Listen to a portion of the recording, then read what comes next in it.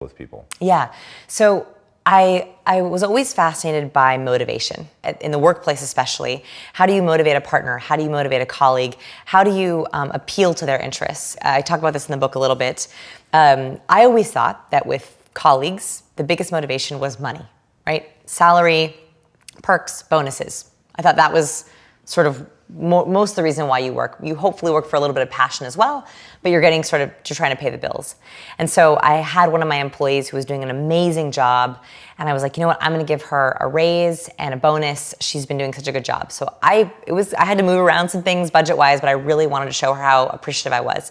We get together, and I say, I'm so excited. I would love to give you a raise and a bonus. And she was like, thanks.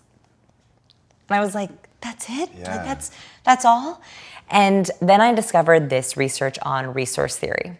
And so resource theory says that every interaction, every relationship is a transaction.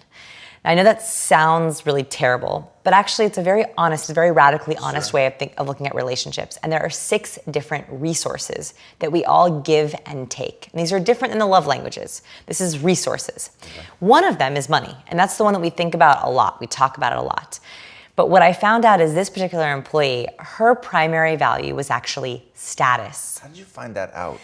So when I realized she had kind of like a lackluster response, she was like, literally, oh, you do the thing, lackluster response, you're feeling a little I feel terrible. I actually feel terrible because I went out of the way to make budget for her. Right. And I also really wanted to thank her for her amazing work.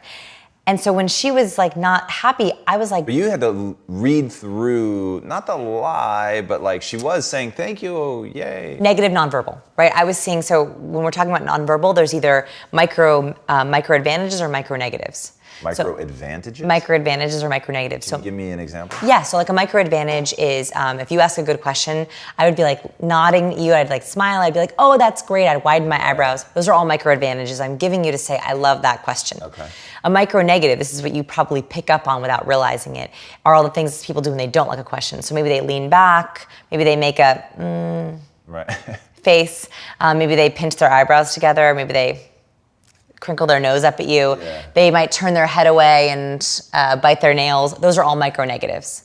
So I noticed that she wasn't showing any micro advantages and a couple of micro negatives, which is the exact opposite of what you would expect if you just told someone that they got a raise. Yeah. So I felt terrible. I felt terrible also because I was worried that she was unhappy. And did you notice it right there in the moment? Right there and then, right in the moment. Like, yeah. oh, okay. And now that I hopefully just taught that to you guys, I'm very curious if you now start seeing them right away. The nice thing about body language is it doesn't take a long time. Once you know what to look for, you see it all the time. Yeah.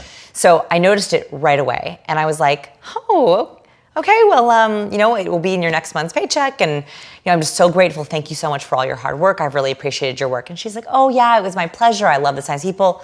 Okay, we're good. But I felt terrible because I was worried that she didn't like her job. Because I was like, what else could be the reason? What else could be the reason? I was like, oh my gosh, she's thinking about quitting. My neuroticism went crazy. My neuroticism was like, she's gonna quit, she hates me, she hates science people, right? Like I went all the way down that route. And so when I stumbled upon this study that maybe I was looking into motivation, I was reading a white paper on employee engagement and employee motivation because I was worried about losing her. Sure. I found this resource theory and I was like, wait a minute, status. And I started to think back to the times when she showed a lot of micro advantages. And one of the times was when we created an About Our Team page and I put pictures of each person on the page. She was so excited. She was like, oh, I'm gonna go get a new headshot. I can't wait. Like she showed me like 15 headshots. She's like, which one has the best body language? She was so excited. And I was like, I didn't think much of it at the time, but I was like, I wonder if that's status. So I had a meeting with her and I said, radically honest, I was like, I offered you a raise last month because I'm so appreciative of your work. I don't know if that was what you wanted. Is that what you wanted? If I want to show you how grateful I am for you, what way can I do that for you here at work? And she said, actually, I really have been wanting a director role. I was like, great, let's talk about a director role. Let's get you on a plan where we look at titles. So I didn't realize that there was all these other things like putting her name on the website, putting her in more YouTube videos with me. I didn't realize that that was actually a huge give and so easy for me to give because I am so grateful for her. And so for me, it was like, I was so thankful that we were able to get very quickly, very honestly to what her value was. And I think this is the big challenge is figuring out yours, And then also trying to figure out every single person that you work with, including your friends and family. So what's interesting though is